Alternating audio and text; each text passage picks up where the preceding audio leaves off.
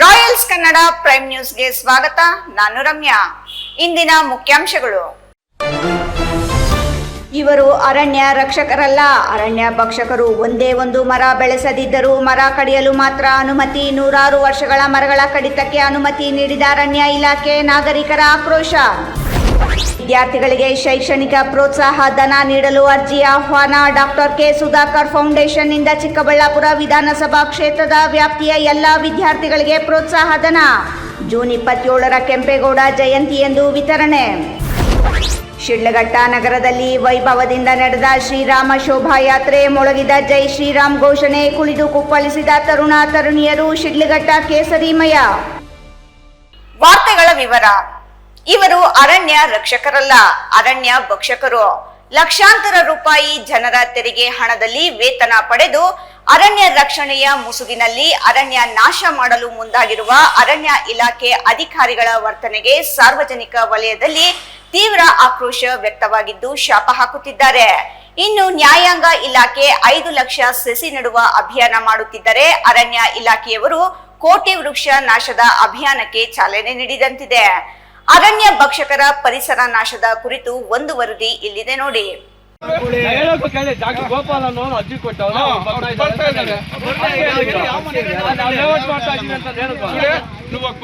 ವೀಕ್ಷಕರೇ, ಗೋಮುಖ ವ್ಯಾಘ್ರಗಳು ಎಂಬ ಮಾತು ನೀವು ಕೇಳಿರಬಹುದು. ಅದೇ ಮಾದರಿಯಲ್ಲಿಯೇ ಇವರು ಅರಣ್ಯ ಭಕ್ಷಕರು. ಅರಣ್ಯ ರಕ್ಷಕರ ಮುಸುಗಿನಲ್ಲಿ ಅರಣ್ಯ ನಾಶಕ್ಕೆ ಕಂಕಣ ಕಟ್ಟಿಕೊಂಡವರಂತೆ ವರ್ತಿಸುತ್ತಿರುವ ಚಿಕ್ಕಬಳ್ಳಾಪುರ ಅರಣ್ಯ ಇಲಾಖೆ ಅಧಿಕಾರಿಗಳು ಒಂದೇ ಒಂದು ಗಿಡ ನೆಟ್ಟು ಪೋಷಣೆ ಮಾಡದಿದ್ದರೂ ನೂರಾರು ವರ್ಷಗಳ ಹಳೆಯ ಮರಗಳನ್ನು ಕಡಿಯಲು ಅನುಮತಿ ನೀಡುವ ಮೂಲಕ ಪೈಶಾಚಿಕತೆ ಮೆರೆದಿದ್ದಾರೆ. ಅರಣ್ಯ ಇಲಾಖೆ ಅಧಿಕಾರಿಗಳ ಷಡ್ಯಂತ್ರಕ್ಕೆ ಬೆಸ್ಕಾಂ ಅಧಿಕಾರಿಗಳು ಕೈ ಜೋಡಿಸಿರುವ ಸಂಶಯ ವ್ಯಕ್ತವಾಗಿದ್ದು, ಉಭಯ ಇಲಾಖೆಗಳ ಅಧಿಕಾರಿಗಳು ಸೇರಿ ಪರಿಸರ ನಾಶಕ್ಕೆ ಮುಂದಾಗಿರುವುದು ನಾಗರಿಕ ವಲಯದಲ್ಲಿ ತೀವ್ರ ಆಕ್ರೋಶಕ್ಕೆ ಕಾರಣವಾಗಿದೆ. ಚಿಕ್ಕಬಳ್ಳಾಪುರ ಜಿಲ್ಲೆಯಲ್ಲಿ ಪರಿಸರ ಸಂರಕ್ಷಣೆ ಮಾಡುವ ಉದ್ದೇಶದಿಂದ ಹೆಚ್ಚುವರಿ ಜಿಲ್ಲಾ ಮತ್ತು ಸತ್ರ ನ್ಯಾಯಾಧೀಶರಾದ ಲತಾ ಕುಮಾರಿ ಅವರು 5 ಲಕ್ಷ ಸಸಿ ನೆಡುವ ಕಾರ್ಯಕ್ರಮಕ್ಕೆ ಚಾಲನೆ ನೀಡಿ ವಿವಿಧ ಇಲಾಖೆಗಳು, ಸಾರ್ವಜನಿಕರು ಮತ್ತು ಸಂಘ ಸಂಸ್ಥೆಗಳ ಸಹಕಾರದೊಂದಿಗೆ ಪರಿಸರ ರಕ್ಷಣೆಗೆ ಮುಂದಾಗಿದ್ದರೆ ಅರಣ್ಯ ಇಲಾಖೆ ಮಾತ್ರ ಪರಿಸರ ಭಕ್ಷಣೆಗೆ ಮುಂದಾಗಿದೆ. ಖಾಸಗಿ ಬಡಾವಣೆಗೆ ದಾರಿ ಮಾಡಿಕೊಡುವ ಉದ್ದೇಶದಿಂದಲೇ ಪುರಾತನ ಮರಗಳ ಮಾರಣ ಹೋಮಕ್ಕೆ ಅರಣ್ಯ ಇಲಾಖೆ ಅನುಮತಿ ನೀಡಿದೆ ಎಂದು ಸಾರ್ವಜನಿಕರು ಕಿಡಿಕಾರಿದ್ದಾರೆ. ಈ ಮರಗಳಿಂದ ಯಾರಿಗೂ ಯಾವುದೇ ಸಮಸ್ಯೆ ಇಲ್ಲವಾಗಿದ್ದರೂ ಮರಗಳನ್ನು ಹರಾಜು ಮಾಡಿ ಕಡಿಯಲು ಅರಣ್ಯ ಇಲಾಖೆ ಅನುಮತಿ ಕೊಟ್ಟಿದೆ.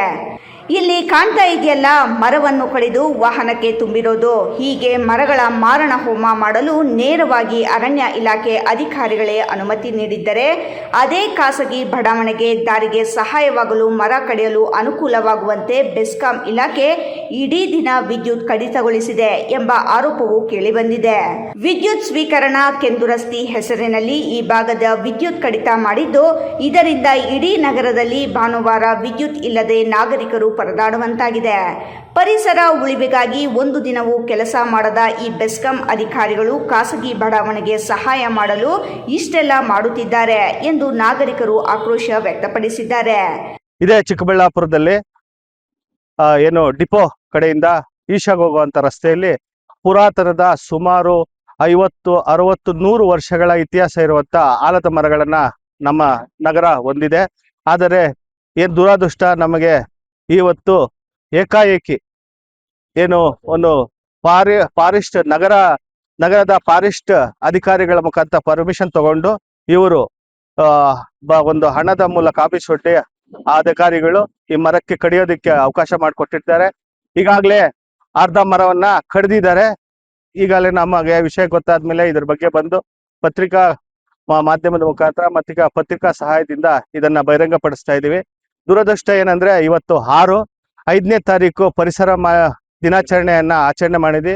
ಇದೇ ನಮ್ಮ ಕರ್ನಾಟಕ ನ್ಯಾಯಮೂರ್ತಿಗಳು ಬಂದು ಸುಮಾರು 5 ಲಕ್ಷ ಗಿಡಗಳನ್ನ ಉಣೋದಿಕ್ಕೆ ಒಂದು ಉದ್ಘಾಟನೆ ಕಾರ್ಯಕ್ರಮ ಮಾಡಿದ್ದಾರೆ.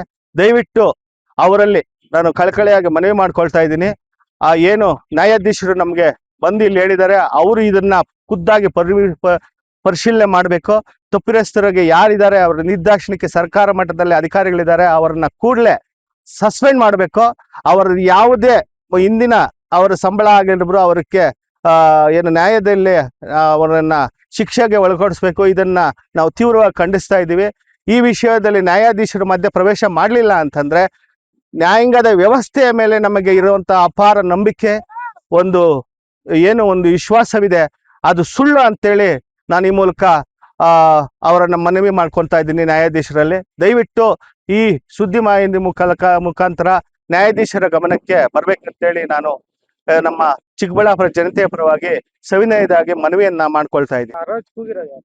ಹರಾಜು ಅದನ್ನ ಯಾರು ನಮ್ಗೆ ಹೇಳ್ತಾ ಇಲ್ಲ, ಹರಾಜು ಕೂಗಿದ್ದಾರೆ ಏನು ಅಂತದನ್ನ ಏನು ಹೇಳ್ತಾ ಇಲ್ಲ. ನಾವು ಸರ್ಕಾರದಿಂದ ಅರಣ್ಯ ಇಲಾಖೆ ಪರ್ಮಿಷನ್ ತಗೊಂಡಿದೀವಿ ಅಂತ ಹೇಳ್ತಾರೆ. ಇದು ಯಾರು ಪರ್ಮಿಷನ್ ಕೊಟ್ರು, ಯಾವ ಉದ್ದೇಶಕ್ಕೆ ಪರ್ಮಿಷನ್ ಕೊಟ್ರು ಅನ್ನೋದನ್ನ ಬಹಿರಂಗ ಪಡಿಸ್ತಾ ಇಲ್ಲ. ನಾವು ಸಾರ್ವಜನಿಕರು, ಇಲ್ಲಿ ಸ್ಥಳೀಯ ಜನಸಾಮಾನ್ಯರು ದೂರಿನ ಮೇಲೆಗೆ ನಮಗೆ ಫೋನ್ ಮುಖಾಂತರ ತಿಳಿಸಿದ್ರು. ಅದರ ವಿಷಯವನ್ನು ಗಮನಿಸಿ ಬಂದಾಗ ಸ್ಥಳೀಯರಾಗಿ ಈಗಾಗಲೇ ಸ್ಥಳೀಯ ಮಾಧ್ಯಮಗಳು ಬಂದು ಇಲ್ಲಿ ಚಿತ್ರೀಕರಣ ಮಾಡ್ತಾ ಇದ್ದಾರೆ. ದಯವಿಟ್ಟು ಇದನ್ನ ನ್ಯಾಯಾಧೀಶರು ಖುದ್ದು ಭೇಟಿ ನೋಡ್ಕೊಳ್ಬೇಕು.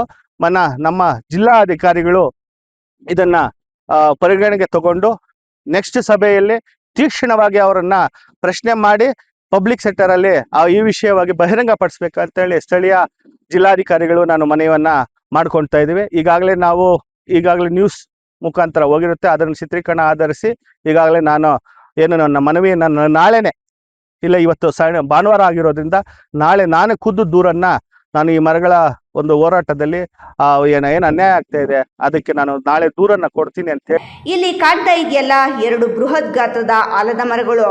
ಈ ಮರಗಳ ಅಕ್ಕಪಕ್ಕದಲ್ಲಿ ಯಾವುದೇ ಮನೆ ಇಲ್ಲ. ಇವು ಹಳೆಯದಾಗಿ ಬೀಳುವ ಆತಂಕವೂ ಇಲ್ಲ.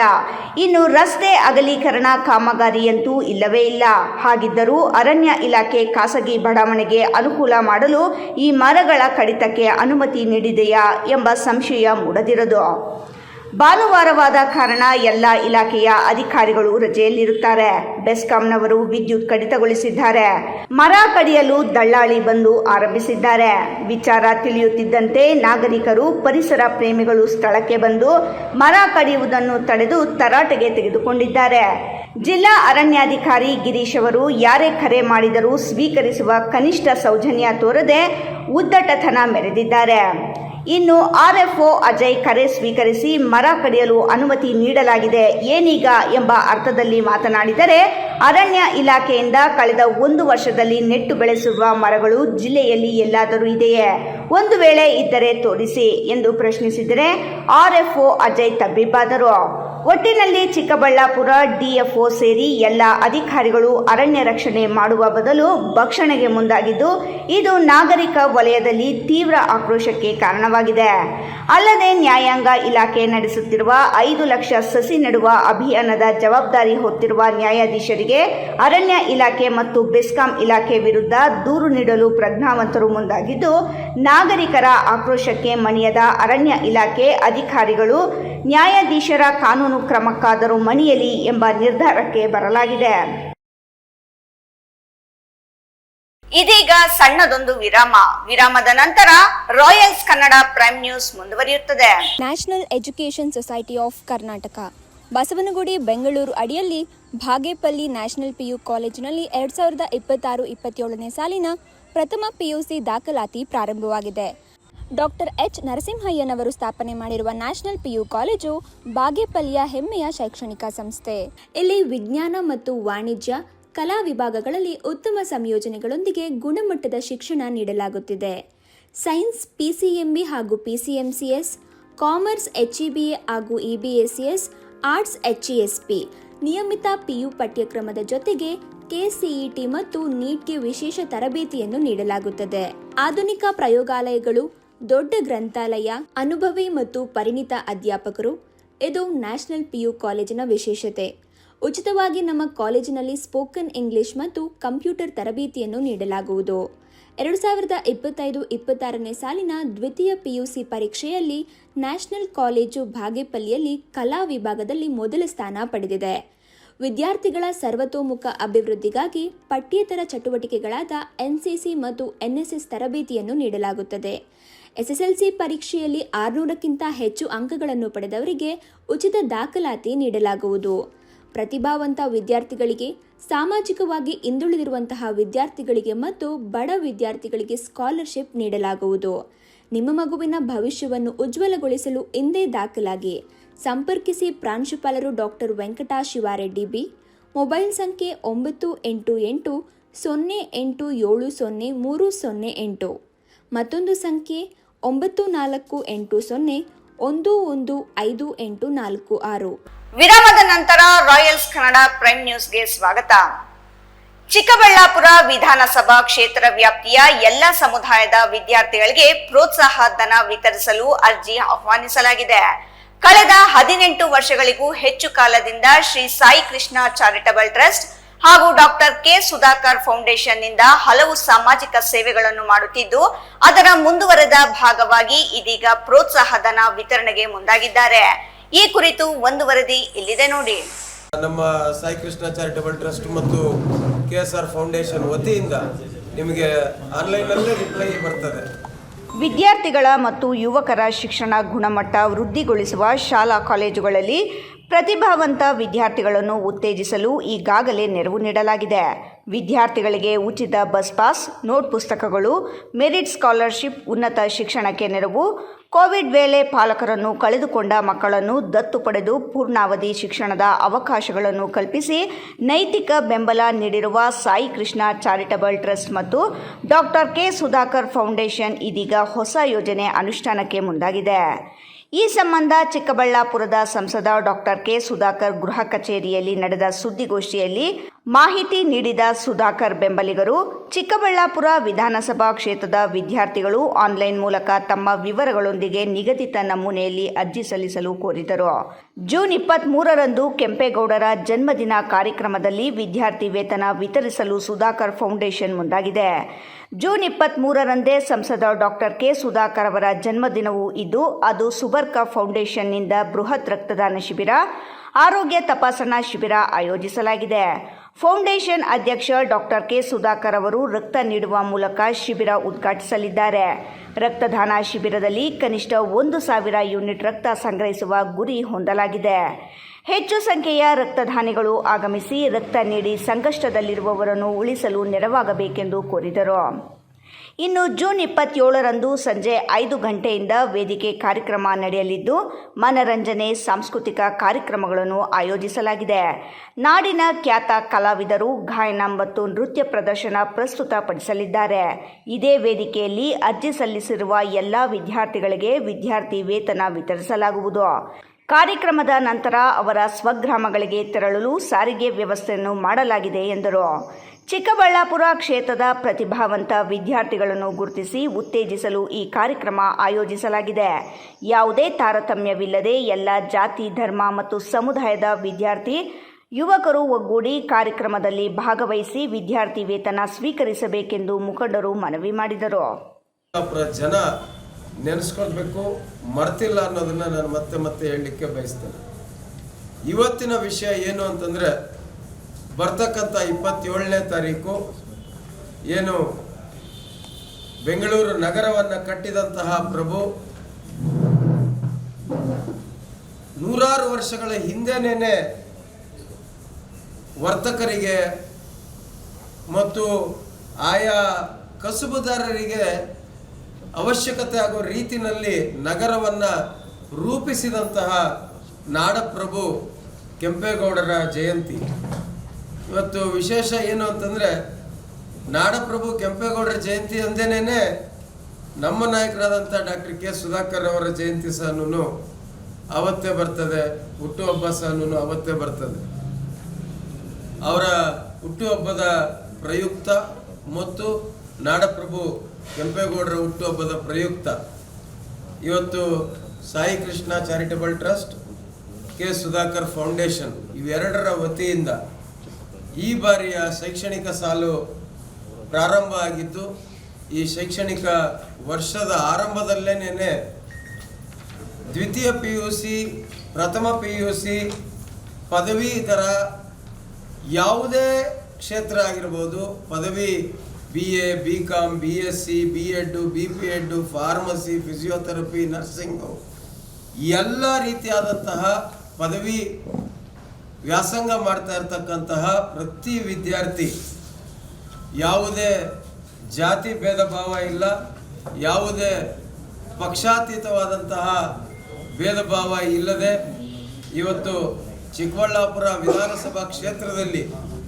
ಎಷ್ಟು ಜನ ವಿದ್ಯಾರ್ಥಿಗಳಿದ್ದಾರೆ ಆ ಎಲ್ಲ ವಿದ್ಯಾರ್ಥಿಗಳಿಗೆ 5,000 ರೂಪಾಯಿಗಳ ಒಂದು ಪ್ರೋತ್ಸಾಹ ಧನವನ್ನು ನೀಡ್ತಕ್ಕಂತಹ ಮಹತ್ತರವಾದಂತಹ ಯೋಜನೆಯನ್ನು ಸನ್ಮಾನ್ಯ ಡಾಕ್ಟರ್ ಕೆ ಸುಧಾಕರ್ ಅವರು ರೂಪಿಸಿಕೊಂಡಿದ್ದಾರೆ. ಇವತ್ತು ಮಾಧ್ಯಮದ ಮುಖಾಂತರ ಪ್ರತಿಯೊಬ್ಬ ವಿದ್ಯಾರ್ಥಿ, ನೀವು ವಿದ್ಯಾಭ್ಯಾಸ ಮಾಡ್ತಾ ಇರ್ತಕ್ಕಂಥವರು ರಿಜಿಸ್ಟ್ರೇಷನ್ ಅಂದರೆ ದಾಖಲಿಸಿದ ಸಹ ನಿಮಗೆ ಅನುಕೂಲಕರವಾಗಿರಲಿ ಅಂತ QR ಕೋಡ್ ಸ್ಕ್ಯಾನರ್ ಮುಖಾಂತರ ಮಾಡ್ತಾ ಇದ್ದಾರೆ. ಸೊ ಆ QR ಕೋಡ್ ಸ್ಕ್ಯಾನರನ್ನು ಇವತ್ತು ಮಾಧ್ಯಮದ ಮಿತ್ರರ ಜೊತೆಗೆ ನಮ್ಮೆಲ್ಲ ನಾಯಕರುಗಳು ಸೇರಿ ಹಂಚ್ಕೊಳ್ತಕ್ಕಂಥ ಕೆಲಸವನ್ನು ಮಾಡ್ತೇವೆ. ಆ QR ಕೋಡ್ ಸ್ಕ್ಯಾನರ್ ಮುಖಾಂತರ ತಮ್ಮ ಒಂದು ವಿವರಗಳನ್ನು ನಮೂದಿಸಿಕೊಂಡು ಅದರಲ್ಲಿ ರಿಜಿಸ್ಟರ್ ಆದರೆ ನಿಮಗೆ ಆನ್ಲೈನ್ನಲ್ಲೇನೇ ಅದರ ನಿಮಗೆ ವಿವರಗಳು ಸಹ ಮತ್ತೆ ನೀಡಲಾಗ್ತದೆ. ನಿಮಗೆ ಯಾವ ರೀತಿ, ಯಾವ ಕಾಲಕ್ಕೆ, ಯಾವ ಸಂದರ್ಭಕ್ಕೆ ಹೇಗೆ ನೀವು ಸಂಪರ್ಕಿಸಬೇಕು ಅಂತಕ್ಕಂಥ ಎಲ್ಲ ವಿವರಗಳು ಸಹ ಆ QR ಕೋಡ್ ಸ್ಕ್ಯಾನರ್ ಮುಖಾಂತರನೇ ತಮಗೆ ಸಿಗ್ತದೆ. ಈ QR ಕೋಡ್ ಸ್ಕ್ಯಾನರನ್ನು ಉಪಯೋಗಿಸ್ಕೊಂಡು ಈ ಎಲ್ಲ ವಿದ್ಯಾರ್ಥಿಗಳು, ನೀವು ಯಾವುದೇ ಕ್ಷೇತ್ರದಲ್ಲಿರ್ರಿ, ಯಾವುದೇ ವಿದ್ಯಾಭ್ಯಾಸ ಮಾಡ್ತಾ ಇರಲಿ, ಸೈನ್ಸ್ ಆಗಿರ್ಬೋದು, ಆರ್ಟ್ಸ್ ಆಗಿರ್ಬೋದು, ಕಾಮರ್ಸ್ ಆಗಿರ್ಬೋದು, ಬಿಸ್ನೆಸ್ ಮ್ಯಾನೇಜ್ಮೆಂಟ್ ಆಗಿರ್ಬೋದು, ಯಾವುದೇ ಕ್ಷೇತ್ರದಲ್ಲಿರ್ಬೋದು, ನೀವು ಈ QR ಕೋಡ್ ಸ್ಕ್ಯಾನರ್ ಮುಖಾಂತರ ತಮ್ಮ ಒಂದು ದಾಖಲಾತಿಯನ್ನು ಮಾಡಿಕೊಂಡು ನಮ್ಮ ನಾಯಕರಾದಂಥ ಡಾಕ್ಟರ್ ಕೆ ಸುಧಾಕರ್ ಅವರು ಬರ್ತಕ್ಕಂಥ 27ನೇ ತಾರೀಕು ಏನು ಈ ಪ್ರೋತ್ಸಾಹ ಧನವನ್ನು ನೀಡ್ತಾರೆ ಅದನ್ನು ಸ್ವೀಕರಿಸಿ ನಿಮ್ಮ ಒಂದು ಶೈಕ್ಷಣಿಕ ಜೀವನವನ್ನು ಸುಗಮವಾಗಿಸ್ಕೋಬೇಕು, ಮುಂದೆ ವೃತ್ತಿ ಜೀವನದಲ್ಲಿ ಒಳ್ಳೆಯ ರೀತಿಯಲ್ಲಿ ಬೆಳೆಯಬೇಕು ಎಂಬತಕ್ಕಂಥ ಒಂದು ಆಸೆಯನ್ನು ಡಾಕ್ಟರ್ ಸುಧಾಕರ್ ಅವರು ವ್ಯಕ್ತಪಡಿಸ್ತಾ ಇದ್ದಾರೆ. ಈ ವಿದ್ಯಾರ್ಥಿಗಳು ಎಲ್ಲರೂ ಸಹ ಇದನ್ನು ಉಪಯೋಗಿಸ್ಕೊಂಡು ಅದೇ ರೀತಿ 27ನೇ ತಾರೀಕು ನಾನಾ ರೀತಿಯಾದಂಥ ಕಾರ್ಯಕ್ರಮಗಳನ್ನು ಹಮ್ಮಿಕೊಂಡಿದ್ದಾರೆ. ಸಾಂಸ್ಕೃತಿಕ ಕಾರ್ಯಕ್ರಮಗಳು, ಬಹುಶಃ ಡಾಕ್ಟರ್ ಕೆ ಸುಧಾಕರ್ ಅವರು ಸಾಂಸ್ಕೃತಿಕ ಕಾರ್ಯಕ್ರಮಗಳನ್ನು ನಡೆಸಿದ್ರೆ ಯಾವ ರೀತಿ ಇರ್ತದೆ ಅನ್ನೋದಕ್ಕೆ ಉತ್ತಮವಾದಂಥ ಉದಾಹರಣೆ ಅಂತಂದರೆ ನಮ್ಮ ಶಿವರಾತ್ರಿ ಏನು ಶಿವೋತ್ಸವ ಎಂಬತಕ್ಕಂಥ ಕಾರ್ಯಕ್ರಮವನ್ನು ಮಾಡಿದ್ರು. ಇದೀಗ ಸಣ್ಣದೊಂದು ವಿರಾಮದ ನಂತರ ರಾಯಲ್ಸ್ ಕನ್ನಡ ಪ್ರೈಮ್ ನ್ಯೂಸ್ ಮುಂದುವರಿಯುತ್ತದೆ. ನಮಸ್ತೆ Chikkaballapur. Sai Kiran auto engineering works ನಮ್ಮಲ್ಲಿ ಎಲ್ಲ ತರಹದ ಡೀಸೆಲ್ ಆ್ಯಂಡ್ ಪೆಟ್ರೋಲ್ ಇಂಜಿನ್ ಹಾಗೂ ಹೆಡ್ ಆ್ಯಂಡ್ ಟರ್ಬೋ ರಿಪೇರಿ ಮಾಡಿಕೊಡಲಾಗುತ್ತದೆ. ಇಷ್ಟೇ ಅಲ್ಲದೆ crank shaft grinding, head valve seating, head surfacing, connecting rod bushing cutting, crank shaft crack checking, engine reboring service ಮಾಡಿಕೊಡಲಾಗುವುದು. ನೀವು ಬೈಕ್ ಖರೀದಿಸುವ ಪ್ಲಾನ್ ಮಾಡಿದ್ದೀರಾ? ಅದು ಏಕೋ ಫ್ರೆಂಡ್ಲಿ ಗಾಡಿಯಾಗಿರಬೇಕಾ? ಹಾಗಾದರೆ ನಿಮಗಿದು good news. Just 39,000 rupees pay ಮಾಡಿ ಎಲೆಕ್ಟ್ರಿಕ್ ಬೈಕ್ ನಿಮ್ಮನೆಗೆ ತಗೊಂಡು ಹೋಗಿ. ಈ ಬೈಕ್ಗೆ ಯಾವುದೇ RTO ರಿಜಿಸ್ಟ್ರೇಷನ್ ಆಗಲಿ, ಡ್ರೈವಿಂಗ್ ಲೈಸೆನ್ಸ್ ಆಗಲಿ ಬೇಕಾಗಿಲ್ಲ. ಮತ್ತು ನಮ್ಮ EV ಬೈಕಲ್ಲಿ MCB ಲಾಕ್ ಸಿಸ್ಟಮ್ ಇರುವ ಕಾರಣ ಕಳುವಾಗುವ ಭಯ ಬೇಕಿಲ್ಲ. ಫ್ರೆಂಡ್ಸ್, ಮತ್ತೇಕ್ ತಡ, ಈಗಲೇ ಭೇಟಿ ಮಾಡಿ Sai Kiran auto engineering works, bypass ರಸ್ತೆ, ವಾಪಸಂದ್ರ ಫ್ಲೈಓವರ್ ಹತ್ತಿರ, ಚಿಕ್ಕಬಳ್ಳಾಪುರ. Mobile number 9449265814. ಮತ್ತೊಂದು ನಂಬರ್ 9845190234. ವಿರಾಮದ ನಂತರ ರಾಯಲ್ಸ್ ಕನ್ನಡ ಪ್ರೈಮ್ ನ್ಯೂಸ್ಗೆ ಮತ್ತೊಮ್ಮೆ ಸ್ವಾಗತ. ಸಮಾಜವನ್ನು ಸಂಘಟಿಸಲು ಮತ್ತು ಸನಾತನ ಧರ್ಮದ ಸಂದೇಶವನ್ನು ಸಾರುವ ಶ್ರೀರಾಮನ ಶೋಭಾಯಾತ್ರೆ ವಿಜೃಂಭಣೆಯಿಂದ ನಡೆಯಿತು. ಶಿಡ್ಲಘಟ್ಟ ತಾಲೂಕಿನ ಹನುಮಂತಪುರ ಗೇಟ್ ಬಳಿ ಇರುವ ಶ್ರೀ ವೀರ ಆಂಜನೇಯ ಸ್ವಾಮಿ ದೇವಾಲಯದಲ್ಲಿ ಪೂಜೆ ಸಲ್ಲಿಸುವ ಮೂಲಕ ಶ್ರೀರಾಮನ ಶೋಭಾಯಾತ್ರೆಗೆ ಚಾಲನೆ ನೀಡಲಾಯಿತು.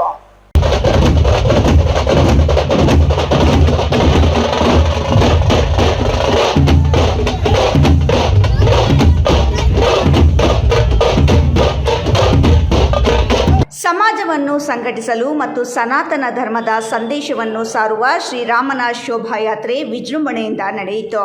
ಶಿಡ್ಲಘಟ್ಟ ತಾಲೂಕಿನ ಹನುಮಂತಪುರ ಗೇಟ್ ಬಳಿ ಇರುವ ಶ್ರೀ ವೀರ ಆಂಜನೇಯ ಸ್ವಾಮಿ ದೇವಾಲಯದಲ್ಲಿ ಪೂಜೆ ಸಲ್ಲಿಸುವ ಮೂಲಕ ಶ್ರೀರಾಮನ ಶೋಭಾಯಾತ್ರೆಗೆ ಚಾಲನೆ ನೀಡಲಾಯಿತು. ಮಾಜಿ ಶಾಸಕ ಎಂ ರಾಜಣ್ಣ, ಕಾಂಗ್ರೆಸ್ ಯುವ ಮುಖಂಡ ಆಂಜಿನಪ್ಪ ಪುಟ್ಟು, ಬಿಜೆಪಿ ಮುಖಂಡ ಸ್ಕೂಲ್ ದೇವರಾಜ್, ರಿಯಲ್ ಎಸ್ಟೇಟ್ ಉದ್ಯಮಿ ಬಿಳಿ ಶಿವಾಲೆ ರವಿ, ಶ್ರೀರಾಮ ಶೋಭಾಯಾತ್ರೆ ಆಚರಣೆ ಟ್ರಸ್ಟ್ ಪದಾಧಿಕಾರಿಗಳು ಹಿಂದೂ ಕಾರ್ಯಕರ್ತರ ಸಮ್ಮುಖದಲ್ಲಿ ಶೋಭಾಯಾತ್ರೆಗೆ ಚಾಲನೆ ನೀಡಿದರು. ಶೋಭಾಯಾತ್ರೆಯಲ್ಲಿ ಕೇಸರಿ ಶಾಲುಗಳನ್ನು ಧರಿಸಿದ ತರುಣ ತರುಣಿಯರು ಸಂಭ್ರಮದಿಂದ ಕುಣಿದು ಕುಪ್ಪಳಿಸಿದರು. ಶೋಭಾಯಾತ್ರೆ ಅಂಗವಾಗಿ ಇಡೀ ಶಿಡ್ಲಘಟ್ಟ ನಗರವನ್ನು ಕೇಸರಿ ಬಣ್ಣದಿಂದ ಶೃಂಗರಿಸಲಾಗಿತ್ತು. ಇಡೀ ನಗರವೇ ಕೇಸರಿಮಯವಾಗಿತ್ತು. ದ್ವಿಚಕ್ರ ವಾಹನಗಳು, ಕಾರು ಇನ್ನಿತರ ವಾಹನಗಳಿಗೆ ಕೇಸರಿ ವರ್ಣದ ಪತಾಕೆಗಳನ್ನು ಅಳವಡಿಸಿಕೊಂಡು ಸಂತಸ ವ್ಯಕ್ತಪಡಿಸಿದರು. ನಾದಸ್ವರ, ಆಧುನಿಕ ತಮಟೆ ವಾದನ, ವೀರಗಾಸೆ, ಹನುಮನ ವೇಷಧಾರಿಗಳು ಇನ್ನಿತರ ಕಲಾವಿದರು ಶೋಭಾಯಾತ್ರೆಗೆ ಮೆರುಗು ನೀಡಿದರು. ಇನ್ನು ಬೃಹತ್ ಗಾತ್ರದ ಶ್ರೀರಾಮನ ಕಟೌಟ್ ಮತ್ತು ಶ್ರೀ ಈಶ್ವರನ ಮೂರ್ತಿಗಳಿಗೆ ಡ್ರೋನ್ ಹನುಮನ ಮೂಲಕ ಮಾಲಾರ್ಪಣೆ ಮಾಡಲಾಯಿತು. ಶೋಭಾಯಾತ್ರೆ ಉದ್ದಕ್ಕೂ ಜೈ ಶ್ರೀರಾಮನ ಘೋಷಣೆಗಳನ್ನು ಮತ್ತು ಸಾಮ್ರಾಟ್ ಛತ್ರಪತಿ ಶಿವಾಜಿ ಮಹಾರಾಜ್ ಪರವಾಗಿ ಘೋಷಣೆಗಳನ್ನು ಕೂಗಿದ್ದರಲ್ಲದೆ ಭಾವಚಿತ್ರಗಳನ್ನು ಹಿಡಿದು ಸಂಭ್ರಮಿಸಿದರು. ಶೋಭಾಯಾತ್ರೆ ವೇಳೆಯಲ್ಲಿ ಯಾವುದೇ ರೀತಿಯ ಅಹಿತಕರ ಘಟನೆಗಳು ನಡೆಯದಂತೆ ಸ್ವತಃ ಜಿಲ್ಲಾ ಪೊಲೀಸ್ ವರಿಷ್ಠಾಧಿಕಾರಿ ಕುಶಾಲ್ ಚೋಕ್ಸೆ ಅವರು ಭದ್ರತೆಯ ಮೇಲೆ ಉಸ್ತುವಾರಿಯನ್ನು ವಹಿಸಿದ್ದರು. ಸರ್ಕಲ್ ಇನ್ಸ್ಪೆಕ್ಟರ್ ಆನಂದ್ ಮತ್ತು ಸಿಬ್ಬಂದಿ ಸೂಕ್ತ ಪೊಲೀಸ್ ಬಂದೋಬಸ್ತ್ ವ್ಯವಸ್ಥೆ ಕೈಗೊಂಡಿದ್ದರು. F Pasha, Royals Kannada, Shidlaghatta. ಇದೀಗ ಮತ್ತೊಮ್ಮೆ ಹೆಡ್ಲೈನ್ಸ್.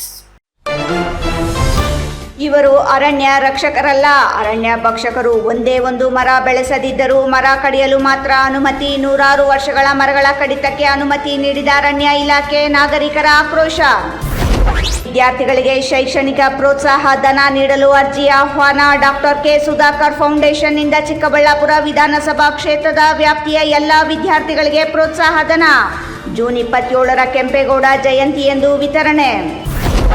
ಶಿಡ್ಲಘಟ್ಟ ನಗರದಲ್ಲಿ ವೈಭವದಿಂದ ನಡೆದ ಶ್ರೀರಾಮ ಶೋಭಾಯಾತ್ರೆ. ಮೊಳಗಿದ ಜೈ ಶ್ರೀರಾಮ್ ಘೋಷಣೆ, ಕುಣಿದು ಕುಪ್ಪಳಿಸಿದ ತರುಣ ತರುಣಿಯರು. ಶಿಡ್ಲಘಟ್ಟ ಕೇಸರಿಮಯ. ಇಂದಿನ ವಾರ್ತಾ ಪ್ರಸಾರ ಮುಕ್ತಾಯವಾಯಿತು. ನಮಸ್ಕಾರ.